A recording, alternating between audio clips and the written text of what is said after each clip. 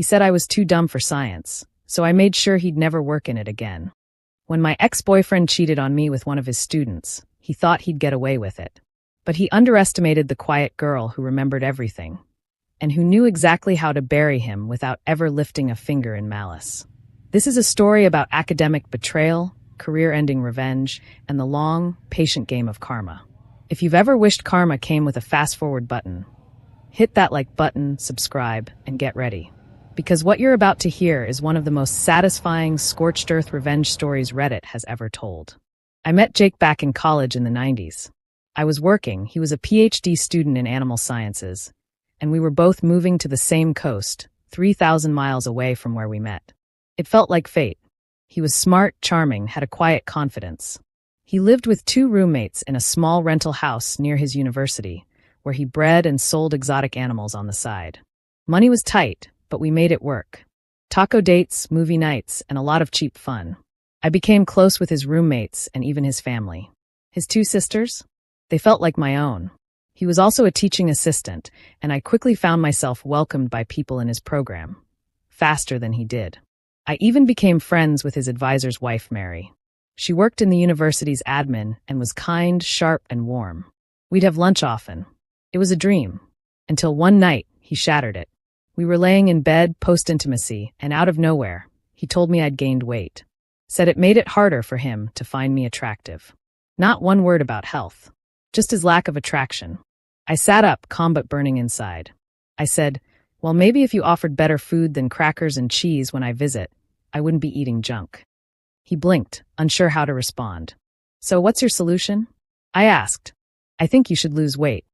No, I'm not doing that. So what are you going to do about it? Silence. I got dressed.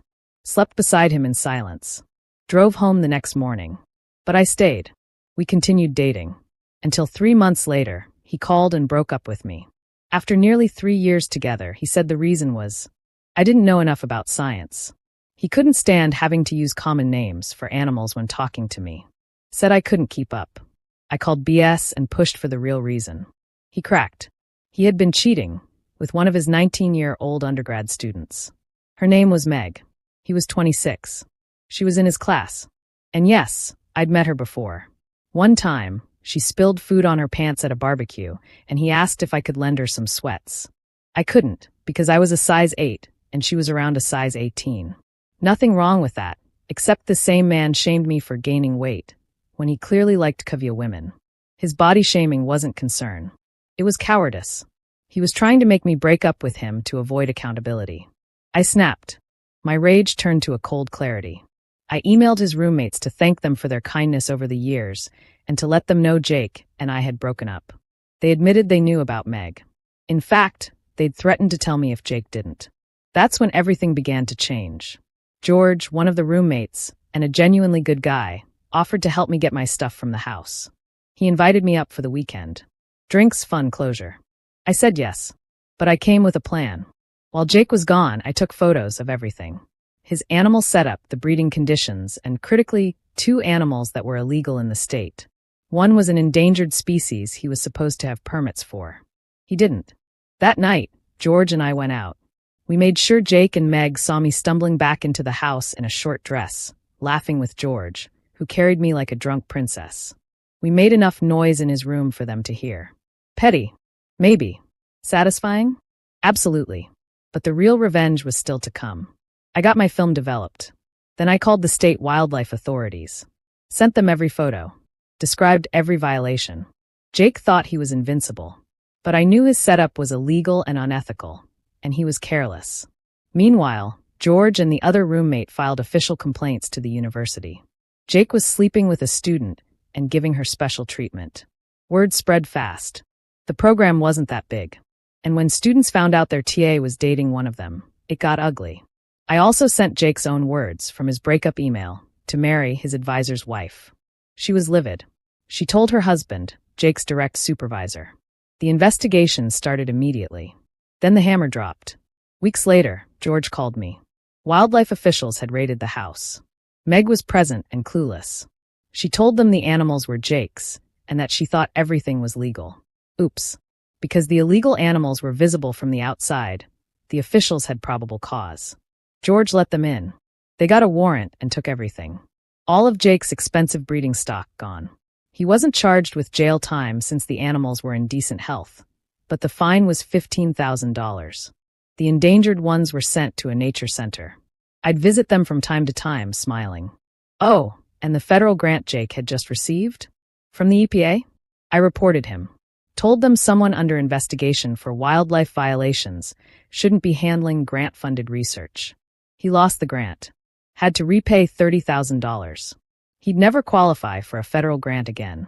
The university fired him as a TA. Revoked his scholarship. He left without a PhD. He did manage to downgrade to a master's, but only because his dad paid his tuition. Jake's academic career was over. And I moved on. I stayed in touch with his sisters and brother. They were furious when they found out why we broke up. Apparently, Jake had lied, told them it was due to distance. I forwarded them his emails. Years passed. I built a career helping scientists explain their research to the public. The irony? My job is literally to translate big science for non-scientists like myself. The thing he mocked me for. One day, 20 years later, I was giving a lecture to a room full of students at a prestigious university. And guess who walked in? Jake. He tried to say hi. I looked at him with total confusion and said, "Sorry, have we met?" He looked stunned. "It's me, Jake." I blinked. "Oh, wow. I must have blocked you out. Well, nice to see you." I turned and walked away. Turns out, he was interviewing for a teaching position. At dinner that night, faculty members asked if I knew him. I told them vaguely, and then casually mentioned the inappropriate relationship that cost him his last teaching job. Their faces dropped. A week later, Mary called me. Her friend at the university said Jake's background file had been reopened, containing complaint letters, expunged arrest records, and grant violations. And once again, I walked away. No vengeance, no drama, just the cold satisfaction of the universe doing its job. With a little nudge. Jake lost everything. His funding, his animals, his credibility, his future. I never lied. I never even had to break the law. I just told the truth, to the right people. And when I saw him again, he was the one who looked small, uncertain, irrelevant. While I stood at the front of the room, doing the job he said I'd never understand.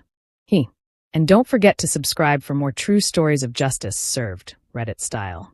Version with timing and narration.